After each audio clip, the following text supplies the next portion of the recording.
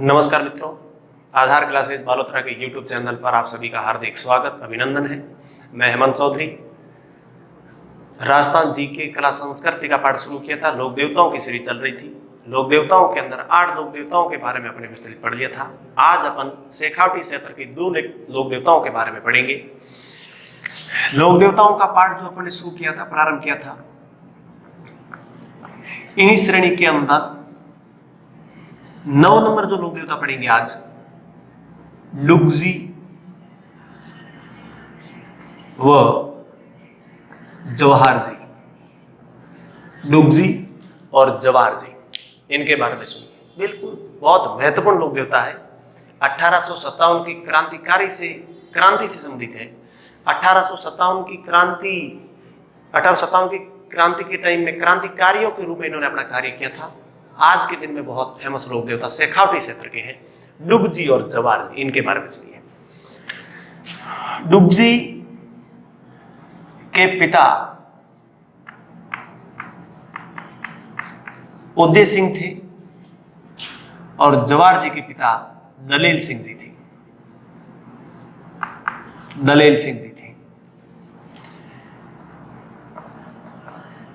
इनका गांव बाठोड गांव था और इनका गांव पाटोदा गांव था। तब ये लोक देवता प्रसिद्ध है।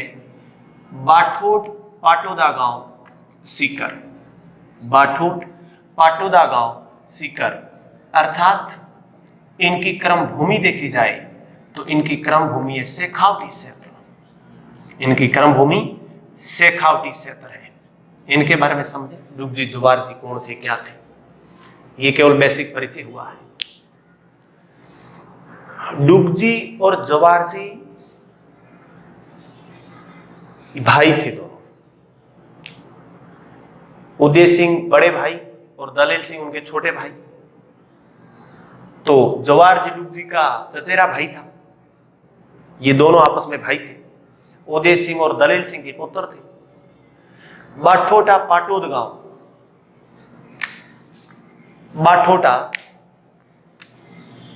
गांव सीकर के अंदर इनका जन्म हुआ। शेखावटी क्षेत्र के अंदर डुगजी और जवाहर जी लोक देवता और क्रांतिकारियों के रूप में बहुत प्रसिद्ध हैं। बताया जाता है ये लोग आपस में मिलकर के डुगजी और जवाहर जी योजना बनाते हैं। इन्होंने कहा इस धरती के ऊपर जन्म लिया है, अंग्रेजों का राज है, अंग्रेजों के इस कुप्रशासन से यहाँ की जनता परेशान है, अधिकतर राजा महाराज जागीरदार अंग्रेजों के अधीन हैं, उनके अंडर में काम करते हैं, जनता की नहीं सुनते, उससे ज्यादा वो अंग्रेजों की सुनते हैं, क्योंकि अंग्रेजों ने उनको झुका दिया था।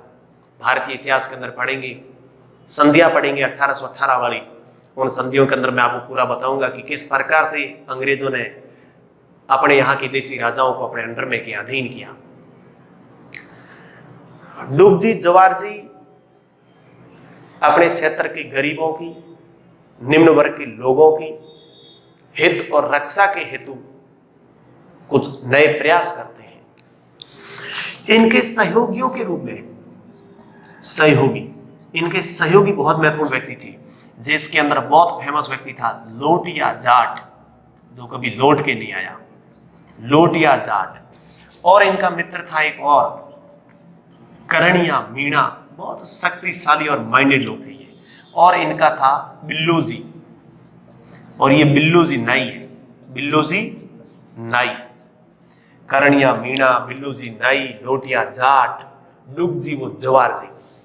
लोटिया जाट तो बहुत शक्तिशाली था। ये जो सांड होते हैं, बैल होते हैं, इनको भी पकड़ करके इनके सामने भी उनको टक्कर दे देता था। बहुत मजबूत व्यक्ति था लोटिया जाट, करणिया मीणा और बिल्लोजी।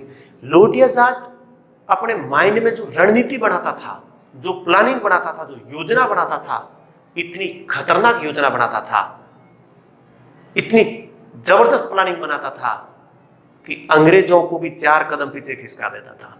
पढ़ेंगे अपन इसमें किस प्रकार से योजना बना करके इन लोगों ने अंग्रेजों को धकेला है, बैकफुट पे लाके डाल दिया था उनको।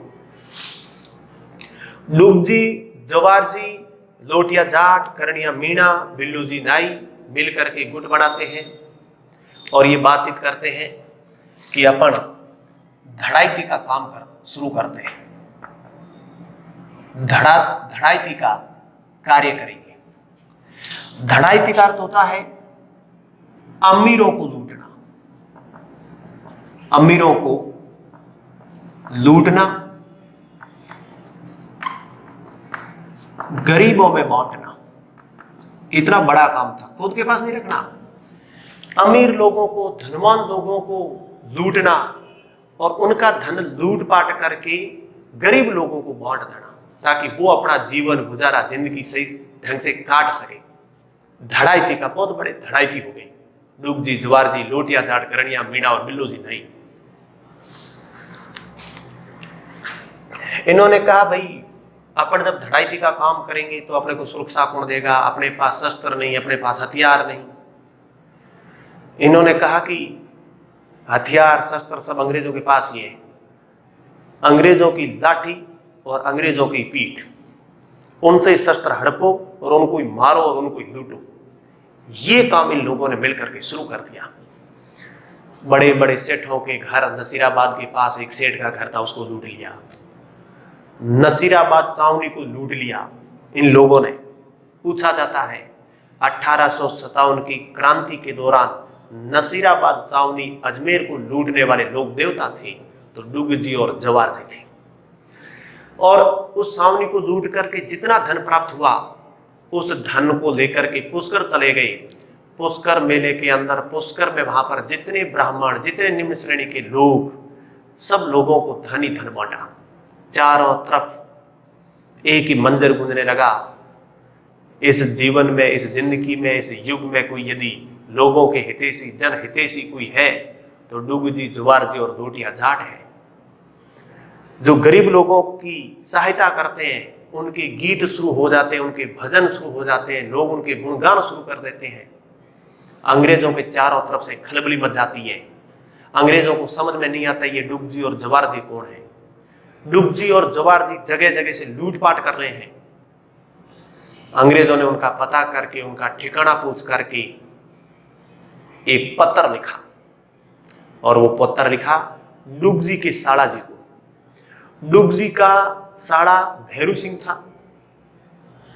उनको अंग्रेजों ने पत्र लिख करके कहा, माननीय भैरू सिंह जी, आपके बहनोई डुग जी धड़ाइती का काम करते हैं, अंग्रेजों को नुकसान पहुंचा रहे हैं, लोगों के अंदर गलत भ्रांतियां फैला रहे हैं। आप यदि सहयोग करके आपके बहनोई जी को हमारे हवाले कर देते हैं, उनको जेल करवा देते हैं तो आपको फायदा है, अन्यथा आपको अरेस्ट किया जाएगा, आपकी जागीरी को हड़पा जाएगा और आपके हाथों से सब कुछ चला जाएगा। और यदि आप ऐसा करते हैं तो हम लोग आपको जागीरी को दुगना कर देंगे, आपकी आय को बढ़ा देंगे, आपके लिए हर कार्य के लिए हम तत्पर रहेंगे, सहयोग रहेंगे। प्रलोभन दे दिया। डुग जी, जवार जी पकड़ में इनको नहीं आ रही थी। एक लाइन मैंने पहले बोली थी, वो चीज यहां लिख देता हूं। नसीराबाद छावनी को लूटा। जब राजस्थान का इतिहास पढ़ेंगे तो क्रांति के अंदर ये चीज आएगी। नसीराबाद छावनी अजमेर में स्थित थी। कहां पर थी? अजमेर में थी। डुग जी, जवार जी का नाम पूरे शेखावटी क्षेत्र के अंदर जोरों शोरों पे चल रहा था। अंग्रेज उनको पकड़ने के भरपूर प्रयास कर रहे थे। पत्र भैरू सिंह जी के पास गया और भैरू सिंह जी ने उस प्रलोभन में आकर के, भैरू सिंह और भैरू सिंह साला था और भैरू सिंह साला किसका था? डुग जी का था। भैरू सिंह ने डुग जी को पकड़ाने की योजना बनाई। डुग जी को अपनी जागीरी में बुलाया, अपनी हवेली में बुलाया महफिल के लिए कि आज महफिल पार्टी मनाएंगे। डुग जी को मैं यहां पर आमंत्रित करता हूं। आसपास के ठाकुर जागीरदार दो गए, बोतलें खुली, महफिलें, गाने बाणे बजने शुरू हुए। इतना नशे में धुत कर दिया डुग जी को कि डुग जी वहां पर बेहोश होकर के, नशे में धुन होकर के गिर जाते हैं, वहां पे पड़ जाते हैं। भैरू सिंह जी ने पहले ही हिदायत दे दी थी कि डुगजी आजमेर यहाँ पे है और आप पकड़ने के लिए आप आ सकते हैं। भैरू सिंह जी के घर के चारों तरफ 20 अंग्रेज सैनिक वहां पर पहुंचे, घर के अंदर प्रवेश करते हैं। प्रवेश करके डुगजी को वहां पर बांध करके, बंधक बना करके उनको अरेस्ट कर लिया, गिरफ्तार कर लिया। डुगजी होश में आए। डुगजी ने भैरू सिंह को कहा कि इतनी सल कपट और धोखा किया तूने मेरे साथ। अंग्रेज सैनिकों को ललकारा वहां पर उसने, नशे में भी। उसने कहा यदि आप सुगरों की तरह आए हो, आप मेरे को बंधक बना के लेके जा रहे हो, कुछ हिम्मत और ताकत आपके अंदर है तो मुझे खुला करिए और मेरे से लड़िए, मैं देखता हूं कि आप कितने सूरवीर हैं। पर अंग्रेजों की हिम्मत कहां थी, उन्होंने तो पहले ही सुन रखा था डुगजी और जवारजी और लोटिया जाट क्या है। गिरफ्तार करके डुगजी को वहां से पकड़ करके आगरा जेल के अंदर डाल दिया गया, डुगजी को। और डुगजी को पकड़ा गया, आगरा जेल के अंदर कैद कर दिया गया। इस व्यक्ति ने विश्वासघात किया, भैरू सिंह ने विश्वासघात करके डुगजी को पकड़ा दिया गया। डुगजी आगरा जेल में कैद हो गए। आगरा जेल भारतीय क्रांतिकारियों से भरी पड़ी थी, बहुत सारे लोगों को वहां पकड़ करके अंग्रेजों ने कैद रखा था। अंग्रेजों के काल में भारतीयों की क्या हालत होती थी वहां पर, जो जेल काट के उन लोगों को पता है। और बाकी उन जागीरदारों को, सेठ साहूकारों को पता है, जो अंग्रेजों के संपर्क में रहते थे और वहां आते जाते थे, उनको सब पता था। होली का दिन था। अपने समाज के अंदर रेवण बहुत प्रसिद्ध है, उस दिन लोगों का आना जाना, मिलना होता है। उस मिलन के दौरान लोटिया जाट, करणिया मीणा, बिल्लू जी नाई जवार जी से मिलने के लिए उनकी कोठड़ी में पहुंचते हैं। लोटिया जाट जवार जी की कोठड़ी में पहुंचे। वहां पहुंचने के बाद वो योजना बनाते कि अपन डुगजी के घर जाएं। जवार जी ने कहा कि मेरी भाभी साहब जो डुगजी के घर से जो उनकी पत्नी है उनसे मिलकर के आए। डुगजी अपना साथी उनके साला भैरू सिंह ने गिरफ्तार करवा दिया और वो आगरा जेल में है, अपना साथी भी छुड़ गया। वो चारों निकल करके डुगजी की कोठड़ी में पहुंचते हैं। ये जब चारों आते हैं तो डुगजी की पत्नी ऊपर महलों से देख रही है कि मेरा पति तो जेल में है और ये चारों बार खुले स्वतंत्र घूम रहे हैं। जवार जी ने वहां पर भाभी शाह से बातचीत की। डुगजी की पत्नी ने कहा कि मैं 6 महीने हो गए रात दिन इन महलों के अंदर बिलखती हूं। आपका भाई जेल के अंदर कैद है और आप यहां खुले स्वतंत्र आप घूम रहे हैं। वीर पुरुष हो, सूर हो, धड़ाइती का काम करते हो, आपके भाई के हितैषी हो तो उनको भी छुड़वा करके लाइए, वो भी आपके सहयोगी थे। जब वो सतराणी वहां पर गर्जने लगी, लोटिया जाट ने कहा कि यदि जीवित रह गए तो हम वहां से छुड़वा के लाएंगे, ये हमारा वादा है। दूसरी बार हम आपसे जब भी मिलेंगे, लोटिया जाट ने कहा, हमारे भाई, हमारे सहयोगी डुगजी के साथ मिलेंगे हम। लोटिया जाट, बिल्लू जी नाई, करणिया मीणा, जवार जी मिलकर के कोठरी में एक योजना बनाते हैं। योजना प्लानिंग बना करके कहते हैं कि डुगजी को छुड़वाया कैसे जाए। देख लो भारत के वीर पुरुषों को क्या क्या रणनीति और क्या क्या खुलासे करते थे और किस प्रकार की योजनाएं बनाते थे। योजना बना करके उन्होंने कहा कि अपने को सबसे पहले आगरा जेल कोई नॉर्मल चीज नहीं है, जो चारों तरफ से इन अंग्रेजों से घिरी है, उनके सैनिक हाथ में बंदूकें लेकर के खड़े, अपने पास तो वो भी नहीं है और वो जेल के अंदर कैद है, वहां से छुड़वाना है। उन्होंने कहा कि किसी न किसी प्रकार से आगरा जेल के अंदर गुप्त रस्तों, गुप्त मार्गों का अंदर घुसने के लिए वो चीजें देखी जाए, उनका पता करें, फिर देखें। अब आगे आप देखिए लोटिया जाट का खेल शुरू होता है। लोटिया जाट और करणिया मीणा ये दोनों मिलकर के आगरा जेल के पास चले जाते हैं, पर साधु का वेश धारण करके, कपड़े भगवे पहन लिए, जटा रख ली, शरीर के ऊपर भस्म लगा दी, ओम नमो शिवाय, ओम नमो शिवाय। नाम से बोलते रहते हैं और ये बोलते बोलते वहां पहुंचते हैं। आगरा जेल के पास बगीचे गार्डन के अंदर जाकर के बैठ जाते हैं, धूना लगा देते हैं। अंग्रेज कुछ आते वहां पे कि बाबा जी यहाँ पे क्या कर रहे हो? कि बिल्कुल नहीं, तपस्या कर रहा हूं और मेरी तपस्या यही सिद्ध होगी, आप मुझे डिस्टर्ब ना करें। अंग्रेजों ने कहा कोई होगा यार, फकीर बैठा है, छोड़ो इनको। लोटिया जाट करणिया मीणा, अंग्रेजों का एक त्योहार आता है 25 दिसंबर को, क्रिसमस डे। क्रिसमस डे के दिन उनका जुलूस निकल रहा था। वो भी उस जुलूस के अंदर, उस भीड़ के अंदर शामिल हो जाते हैं। शामिल होकर के वो जुलूस जैसे ही आगरे दुर्ग के चारों तरफ से निकल रहा था, तो उन्होंने उस जुलूस के अंदर चल करके चारों तरफ से ये देखने की कोशिश की कि कहां से अपन दीवार के ऊपर को फांद करके अंदर जा सकते हैं, वो गुप्त मार्ग देखने। दुर्ग के पीछे का भाग देखा तो वहां की कुछ बाउंड्री के ऊपर जाती, ऊपर से अंदर घुसने का मार्ग था, उन्होंने वो देख लिया। लोटिया जाट करणिया मीणा वापस लौट आई बाठोट पाटोदा गांव में। जवार जी को पूरी बात बताई कि अंदर घुसने का तो मार्ग है, पर अब अंदर कैसे घुसे। अब ये लोग क्या करते हैं, आगे इनका और खेल देखिए आप। करणिया लोटिया जाट करणिया मीणा बिल्लू जी नाई जवार जी ये मिलकर के कुछ लोगों को लेकर के एक बकरा मरा हुआ था, उन्होंने किया कि एक अर्थी बनाई और उस अर्थी के ऊपर बकरे को लेटा दिया और सफेद कपड़े से उसको ढक दिया, साथ में वो धुआं धुआं सब ले लिया।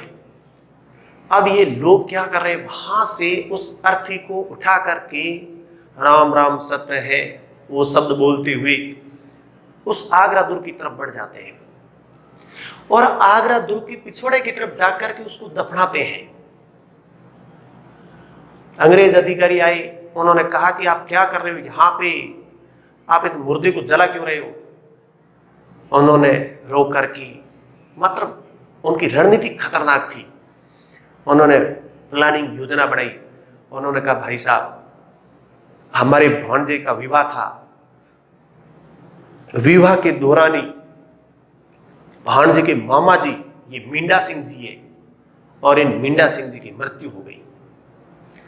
तब इनको दफनाना आगरा दुर्ग के पीछे हमें कहा गया कि वही जगह इनके नाम की इनके भाग्य में लिखी है और यहीं पर उनको दफनाया जाए। बकरे को मींडा सिंह बनाया है कि ये मींडा सिंह जी है, इनको दफनाना बहुत जरूरी है। अंग्रेजों ने देखा मुर्दे को दफनाने दो, छोड़ो। वहां पर वो तेज धुआं हो रहा था। उन्होंने क्या किया, बेटों ने वो बकरे को जैसे वहां दफनाने लगी तो आग इतनी तेज कर दी, इतना धुआं तेज कर दिया कि वो धुआं दुर्ग के चारों तरफ फैल गया था और वो धुआं उन अंग्रेज सैनिकों की आंखों में इतना तेज गति से गया कि वो जो बंदूकें लेकर के खड़े थे वो अंधे होने लग गए। उसी मौके का फायदा उठा करके लोटिया जाट करणिया मीणा बिल्लू जी नाई जवार जी ऊपर से फांद करके अंदर की तरफ जाते हैं। लास्ट वाली दीवार से अंदर आती, जो सुरक्षा बॉडीगार्ड खड़े थे 2-3 उनसे बंदूकें छीन ली और बंदूकें छीन करके जो अंदर थे 2-3 उनको मार दिया और जाकर के एक एक का गेट खोला। जो कैदी अंदर थे पहुंचे डुग जी के पास। डुग जी को कहा बाजा साधु के वेश में है पर हम ही हैं। डुग जी भी आया उनके साथ। डुग जी ने भी एक व्यक्ति को वहां पर सिपाही को मार करके बंदूक अपने हाथ में ले ली। बिल्लो जी ने ले ली, करणिया जाट ने ले ली, लोटिया जाट ने ले ली। वहां से मुख्य द्वार पर जो अंग्रेज ड्यूटी पर थे उनके हाथ से भी बंदूकें हड़प ली गई। पूरे कैदियों को आगरा जेल से खाली करवा दिया। आगरा की जेल भारत माता के नारों से गूंज उठी। डूब जी जवार जी लोटिया जाट करणिया मीणा और बिल्लू जी नई वहां से बाटोटा पाटोद गांव पहुंच जाते हैं। अंग्रेज उनको अरेस्ट करने के लिए फिर नए ऑर्डर निकाल देते हैं। जोधपुर के शासक थे तत्कालीन तख्त सिंह, बीकानेर के रतन सिंह थे, उनको ऑर्डर निकाल करके कहा गया कि डुगजी और जवार जी को आप पकड़े। डुगजी जवार जी का नाम चारों तरफ गूंजने लग गया। आगरा जेल से पूरे के पूरे कैदियों को छुड़वा दिया योजनाबद्ध तरीके से। नसीराबाद छावनी को इन लोगों ने लूट लिया। 1857 की क्रांति के टाइम, क्रांति के समय शेखावटी में नेतृत्व किया। शेखावटी में क्रांतिकारियों का नेतृत्व किया। क्रांतिकारियों का नेतृत्व किया। डुगजी को लेकर के ये सब पहुंचे और बाबीसा को कहा, ये रहे हम। खतरनाक योजना थी। फिर इन्होंने जगह जगह अंग्रेजों के ऊपर हमले शुरू कर दिए, अंग्रेजों को मारना शुरू कर दिया, सावनियों को लूटना शुरू कर दिया, 400 से 500 लोगों के मौत के घाट उतार दिया अंग्रेजों को। अंग्रेज इनसे परेशान हो गए, लोग इनकी सहायता हेतु उमड़ पड़े, लोगों ने इनको अपना सब कुछ मान लिया, नेतृत्व तो इनके हाथ में दे दिया। शेखावटी क्षेत्र के अंदर एक गूंज और ललकार उठी क्रांति के टाइम में कि हमारे कुछ हितैषी लोग कार्य कर रहे हैं। लेकिन तभी तख्त सिंह जोधपुर के शासक और बीकानेर के शासक के ऊपर दबाव बढ़ा अंग्रेजी सरकार का। डुगजी को जोधपुर से गिरफ्तार करवा लिया गया, जवार जी को बीकानेर से गिरफ्तार करवा लिया गया, इनको जेल में डाल दिया गया। पर जेल में तो इनको नहीं जाने दिया इन शासकों ने। फिर ये जोधपुर में और बीकानेर में रहते हैं। फिर डुगजी यहाँ से जैसलमेर चले जाते हैं, कुछ टाइम के लिए जैसलमेर रहते हैं, फिर उनकी मृत्यु हो जाती है। पर इनका नाम लोक कथाओं के अंदर अमर हो जाता है। ये डुगजी और जवार जी से संबंधित पूरा वर्णन था। आप जीके को यदि खोल करके पूरा समझोगे और पढ़ोगे ना तो आपको मजा आ जाएगा, रियल में कौन सा शासक क्या था, कौन सा देवता किस प्रकार का था। अब इनके क्वेश्चन सुनिए आप। शेखावटी क्षेत्र के प्रसिद्ध लोक देवता कौन थे? डुगजी और जवार जी। डुगजी किसके थे? उदय सिंह के पुत्र थे। जवार जी किसके थे? दलेल सिंह के पुत्र थे। डुगजी और जवार जी का मंदिर कहां बना हुआ है? बाठोड पाटोदा गांव सीकर में। याद रखना, इनका संयुक्त नाम आता है डुगजी और जवार जी। मंदिर कहां पर है? बाठोड पाटोदा गांव। और बाठोड पाटोदा गांव कहां पर है? सीकर। डुगजी जवार जी किस क्षेत्र के प्रसिद्ध लोकप्रिय देवता है? शेखावटी के। लोटिया जाट, करणिया मीणा, बिल्लो जी नाई किन लोक देवताओं के सहयोगी थे? डुगजी और जवार जी के सहयोगी थे। कौन से लोक देवता राज्य के अंदर धड़ाइती का काम करते थे? डुगजी और जवार जी करते थे। धड़ाइती का अर्थ होता है अमीरों को लूटना और गरीबों में धन को बांटना। किन लोक देवताओं ने नसीराबाद सैनिक छावनी को लूटा? डुगजी और जवार जी ने नसीराबाद छावनी को लूटा था। डुगजी को किस व्यक्ति के विश्वासघात के कारण गिरफ्तार करके आगरा जेल में कैद कर दिया गया? तो उनके साला भैरू सिंह जी के विश्वासघात के कारण उनको पकड़ करके आगरा जेल में कैद कर दिया गया। आगरा जेल से छुड़ाने के लिए प्रमुख जो रणनीति और प्लानिंग बनाई वो लोटिया जाट ने बनाई थी कि किस प्रकार से छुड़वाना है। उनको छुड़वाया। 1857 की क्रांति के समय शेखावटी क्षेत्र में क्रांतिकारियों का नेतृत्व करने वाले लोग कौन थे? तो डुगजी और जवार जी थे। डुगजी और जवार जी के नाम की फड़ का वाचन होता है शेखावटी क्षेत्र के अंदर। लोक गीतों के अंदर इनका बहुत ज्यादा प्रचलन है। ये पूरा पार्ट अपना डुगजी और जवार जी से संबंधित रहा। एक और लोक देवता पढ़ेंगे आज अपन जो शेखावटी क्षेत्र के ही रहेंगे। नेक्स्ट लोक देवताओं के बारे में आप देखिए। अभी 9 लोक देवता आपके कंप्लीट हो गए। आप यदि मेरे साथ जुड़े रहेंगे, पूरी क्लासें देखते जाएंगे तो कला संस्कृति के अंदर लगभग 50 घंटे लग जाएंगे, क्योंकि इससे कम में नहीं होती है। टाइम तो चाहिए किसी भी सब्जेक्ट को यदि बढ़िया ढंग से क्लियर करना है तो, पर कंप्लीट पार्ट आपका पूरा हो जाएगा। अगले जो लोक देवता पढ़ेंगे वो पढ़ेंगे अपन जुंझार बाबा। जुंझार बाबा ये लोक देवता। जुंझार बाबा की यदि अपन बातचीत करें, इनका मंदिर बना है इमलहू गांव में। इमलहू गांव पड़ता है सीकर में। जुंझार बाबा इमलहू गांव सीकर के अर्थात शेखावटी क्षेत्र के लोक देवता है। खेजड़ी वृक्ष के नीचे इनका मंदिर बनता है। जैसे अपने राजस्थान के अंदर भी खेजड़ी वृक्ष के नीचे गोगा जी के मंदिर बनते हैं। जहां जहां खेजड़ी वहां वहां गोगा, चारों तरफ से फैलते गोगा जी के बारे में पढ़ेंगे। इमलहू गांव सीकर के अंदर जुंझार बाबा का मंदिर बना है। वास्तविक रूप से इनके बारे में समझिए। जुंझार बाबा ये एक व्यक्ति नहीं है, ये 3 सगे भाई थे। पहली चीज यहां क्लियर करें, 3 सगे भाई थे। और ये 3 सगे भाई क्या करते हैं कि इनका ये जो गांव था इमलहू गांव, इस गांव के ऊपर लुटेरों ने हमला कर दिया। लुटेरों ने इनके गांव को लूटना शुरू कर दिया, आक्रमण कर दिया, हमला कर दिया। गांव के लोगों को लूटना, लूटपाट करना, उनको मारना, ये काम शुरू कर दिया। तब इन भाइयों ने मिलकर के कहा कि अपन कितने वर्षों तक, कितने टाइम तक देखते जाएंगे कि गांव के लोग लूटते जाएंगे, कोई भी इन लुटेरों के सामने खड़ा होकर के आवाज नहीं उठाएगा, उनको कोई जवाब नहीं देगा, उनसे लड़ाई नहीं लड़ेगा और वो लोग इस प्रकार के काम करते रहेंगे। तीनों भाइयों ने कहा बिल्कुल अपन लड़ेंगे, लोगों के लिए लड़ेंगे, उनकी सुरक्षा के लिए लड़ेंगे, उनके हितों के लिए लड़ेंगे और इन लुटेरों को बाहर भगाएंगे। तीनों व्यक्ति, तीनों सगे भाई तलवार हाथ में लेते हैं, लुटेरों से लड़ाई करने के लिए गांव की सुरक्षा हेतु निकल जाते हैं। दो लोक देवता राजस्थान में ऐसे पड़ेंगे जो लुटेरों से गांव की रक्षा करते हुए वीर गति को प्राप्त होते हैं। तीनों सगे भाई गांव की सुरक्षा के लिए निकल जाते हैं, लुटेरों से लड़ाई लड़ते हैं, युद्ध करते हैं। उसी टाइम उस गांव के अंदर बारात एक जाती है, उस बारात के अंदर दुल्हा अपनी दुल्हन को लेकर के घर की तरफ बारात प्रस्थान करती है। लुटेरे उस बारात वाले लोगों को भी लूटते हैं, उस बारात को भी लूटते हैं, उनके जेवर छीन लेते हैं, दूल्हे और दुल्हन की भी हत्या कर देते हैं। दूल्हा और दुल्हन भी वहां पर मारे जाते हैं।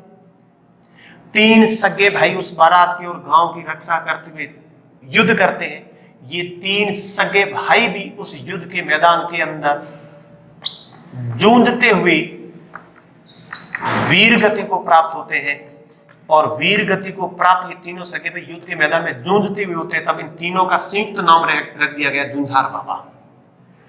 तो जूंझार बाबा का मंदिर इमलोह गांव सीकर में स्थित है। क्वेश्चन सुनते जाइए, अपना आप लिख देना जो बातें लिख ली वो सीधा सीधा क्वेश्चन पूछा गया डायरेक्ट। निम्न में से कौन से लोक देवता लुटेरों से गांव की रक्षा करते वीर गति को प्राप्त हुए? जूंझार बाबा। लेकिन एक वीर फत्ता जी भी है सांथू गांव जालोर वाले, पर वो पढ़ाऊंगे। ये दो लोक देवता ऐसे जो लुटेरों से गांव की रक्षा करते वीर गति को प्राप्त हुए। जूंझार बाबा कितने सगे भाई थे? तीन सगे भाई थे। जूंझार बाबा नाम क्यों पड़ा? युद्ध के मैदान में जूझते हुए तीनों वीर गति को प्राप्त हुए। जूंझार बाबा किस क्षेत्र के लोकप्रिय देवता है? शेखावटी क्षेत्र के। मंदिर कहां पर बना हुआ है? इमलो गांव के अंदर बना हुआ है। अब इनके मंदिर की विशेषता क्या है? इनके मंदिर की विशेषता याद रखिए, इनके मंदिर के अंदर टोटल कुल 5 पत्थर पूजे जाते हैं। कितने पत्थर पूजे जाते हैं? 5 पत्थर पूजे जाते हैं। 5 पत्थर के अंदर 3 तो सगे भाई है, एक दुल्हा है प्लस एक दुल्हन है। ये इनके टोटल 5 पत्थर पूजे जाते हैं। और ये भी क्वेश्चन बना एग्जाम के अंदर, निम्न में से किस लोक देवता के मंदिर में कुल 5 पत्थर पूजे जाते हैं, जिसमें 3 सगे भाई, वो एक दुल्हा, वो दुल्हन का पत्थर पूजा जाता है? तो वो लोक देवता है जूंझार बाबा। जूंझार बाबा के मंदिर में कुल 5 पत्थर। और ये एक क्वेश्चन सबसे ज्यादा बड़ा, बाकी तो सीधा बढ़ता है देवता और किस क्षेत्र का या कहाँ मंदिर है, बस। इससे ज्यादा आपको याद रखने की जरूरत नहीं है। ये आपके जूंझार बाबा से संबंधित है। आज 2 लोक देवताओं के बारे में मैंने आपको पढ़ाया। शेखावटी क्षेत्र के दोनों लोक देवता थे, डुगजी और जवार जी और जूंझार बाबा। 10 लोक देवता अपने कंप्लीट हो गए। अब मैं 3-4 एक छोटे लोक देवताओं के बारे में आपको लिखवा रहा हूं, क्योंकि फिर 2-3 बड़े लोक देवताओं के बारे में पढ़ाऊंगा तो आपका पूरा पार्ट क्लियर हो जाएगा। एक अपन पढ़ेंगे आलम जी के बारे में। आलम जी के बारे में सुनाए। आलम जी का मंदिर बना हुआ है धोरी मन्ना में। धोरी मन्ना, धोरी मन्ना पड़ता है बाड़मेर में। धोरी मन्ना बाड़मेर में। आलम जी का जो मूल नाम था, आलम जी का मूल नाम था जैतमल राठौड़। ये राठौड़ जाति के थे, जैतमल राठौड़। राठौड़ों में जो लोक देवता हुए, आलम जी, पाबू जी, रूपनाथ जी, तल्लीनाथ जी, ये राठौड़ थे। मल्लीनाथ जी, ये राठौड़ों के लोक देवता है। आलम जी धोरी मन्ना बाड़मेर, मूल नाम जैतमल राठौड़ था। क्योंकि आलम जी का जो मंदिर यहाँ पर बना हुआ है, ये जो क्षेत्र था, ये क्षेत्र उस टाइम में प्राचीन काल में राड धरा कहलाता था। राड धरा क्षेत्र के नाम से ये क्षेत्र जाना जाता था। आलम जी, ये जो क्षेत्र है, यहाँ पर एक धोरा है जिसका नाम है आलम जी का धोरा। आलम जी का धोरा, ये आलम जी का धोरा भी धोरी मन्ना बाड़मेर में है। ये पहले गुड़ामालानी शब्द लिखा हुआ था। आलम जी का धोरा, जहाँ की मालानी नस्ल के घोड़े बहुत फेमस है। मालानी नस्ल के घोड़े कहाँ के प्रसिद्ध है? तो आलम जी के धोरे के प्रसिद्ध है। तो आलम जी हमारे बाड़मेर के लोकप्रिय लोक देवता है। मूल नाम इनका जैतमल राठौड़ था। इनका मंदिर आलम जी का धोरा धोरी मन्ना बाड़मेर में बना हुआ है। राठौड़ जाति थे ये थे। आलम जी का धोरा जो घोड़ों का तीर्थ स्थल कहा जाता है, जो बाड़मेर के अंदर स्थित है। अगले लोक देवता के बारे में देखिए। नेक्स्ट लोक देवता,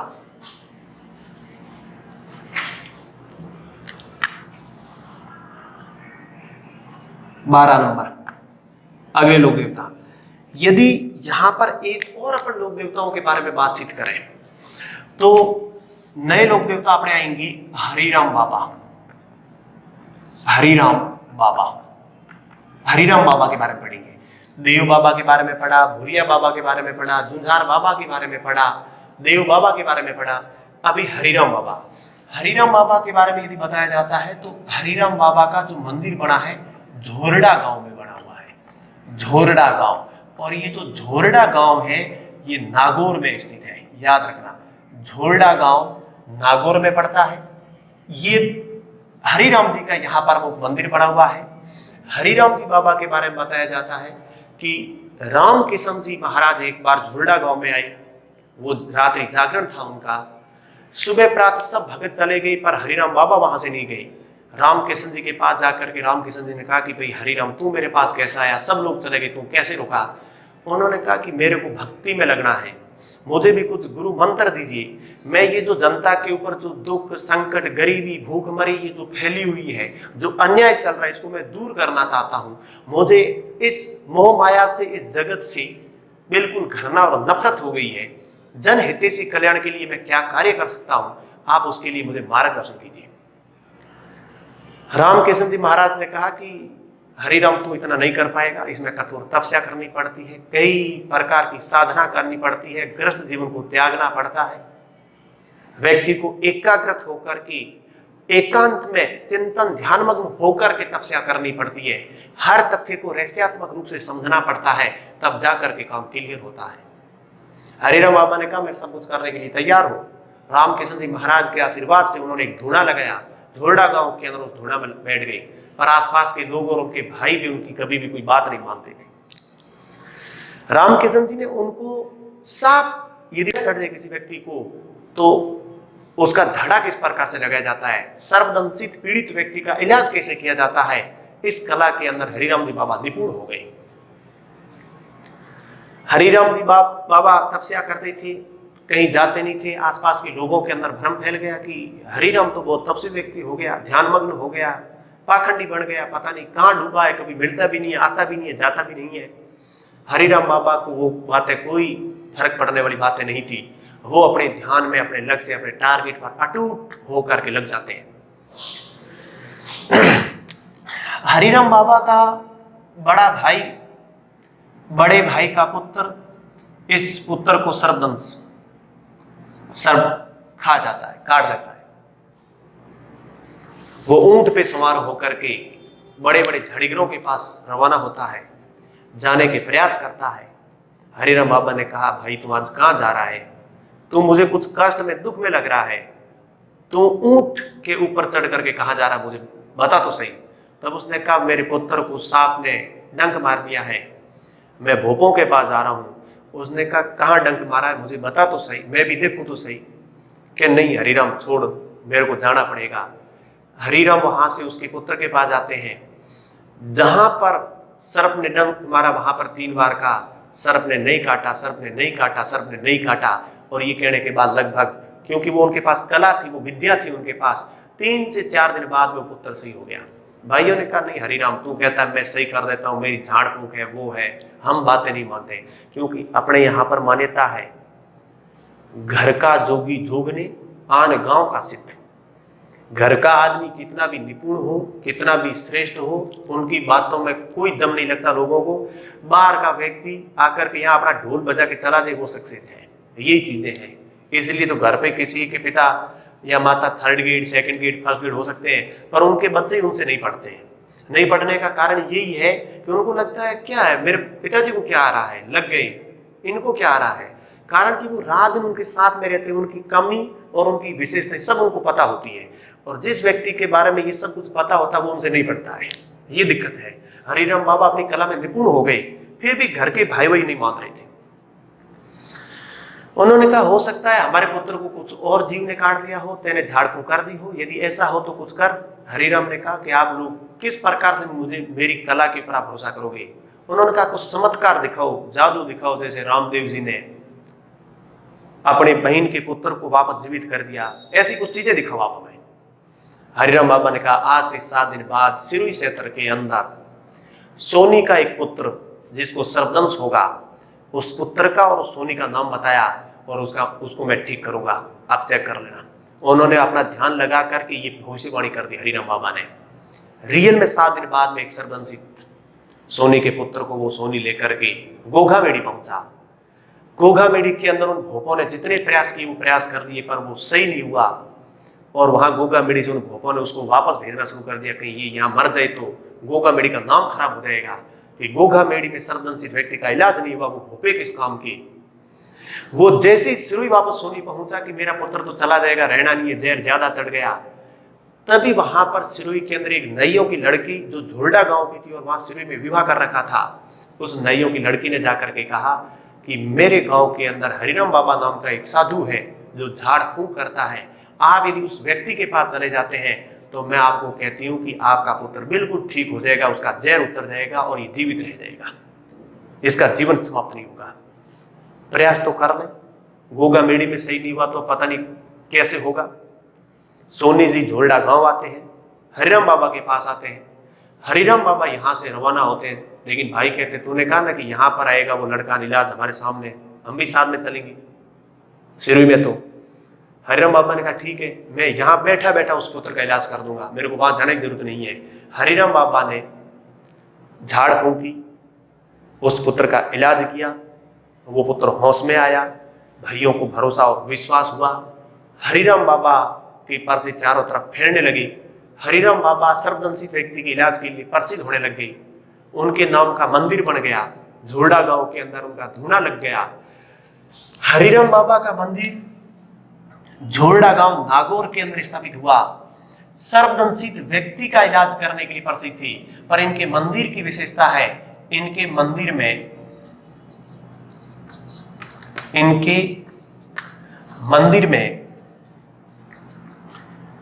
सांप की बाम्बी पूजी जाती है। सांप की बाम्बी पूजी जाती है, ये भी समझेंगे। ये क्यों सीधा सीधा पूछा जाता है, किस लोक देवता के मंदिर में सांप की बाम्बी पूजी जाती है। सांप की बाम्बी का अर्थ होता है कि वहां लोहे का एक वो फ्रेम जो बढ़ती है ना, यूं गोल गोल सांप यूं फिर फड़ करके बैठता है, वो इस प्रकार की फ्रेम रखी जाती है। कोई मूर्ति नहीं होती इनके मंदिर में।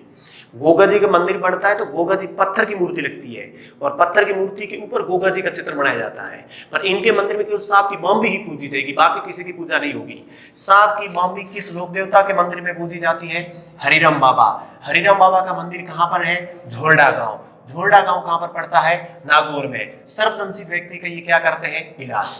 और हरिराम बाबा की बात करें तो ये जो छप्पनिया अकाल पड़ा था, जिसको अपन कहते हैं छप्पनिया अकाल, छप्पनिया अकाल के दौरान हरिराम बाबा ने लोगों की सहायता की थी, लोगों की सहायता की थी। लोक देवता पढ़ रहे, बड़े बड़े लोक देवताओं का कालक्रम भी देखना, 13वीं सदी के कौन से, 14वीं सदी के कौन से, 15वीं सदी के कौन से, 19वीं सदी के कौन से। क्यों कई बार 4 लोक देवता लिख करके उल्लेख देता कि सही अवरोही कालक्रम के अनुसार इनको अवरोही क्रम में जमाए। एग्जाम के अंदर क्वेश्चन किस प्रकार से बनते हैं, वो रणनीति भी आपकी बहुत सटीक होनी चाहिए। छप्पनिया अकाल के दौरान लोगों की सहायता करने वाले राजस्थान के प्रसिद्ध लोक देवता कौन थे? हरिराम बाबा थे। हरिराम बाबा छप्पनिया अकाल के दौरान लोगों की सहायता करते हैं।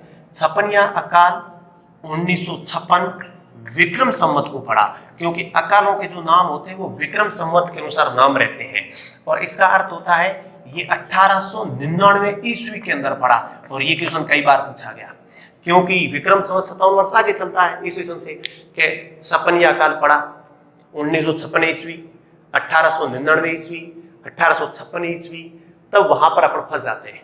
अपन 56 ही देखते हैं, क्योंकि ईस्वी सन आया है तो 1899 और विक्रम संवत आया है तो 1956। मेले त्योहार के अंदर मैं कैलेंडर आपको पूरे क्लियर कराऊंगा कि कौन सा कैलेंडर कैसे याद रखना है।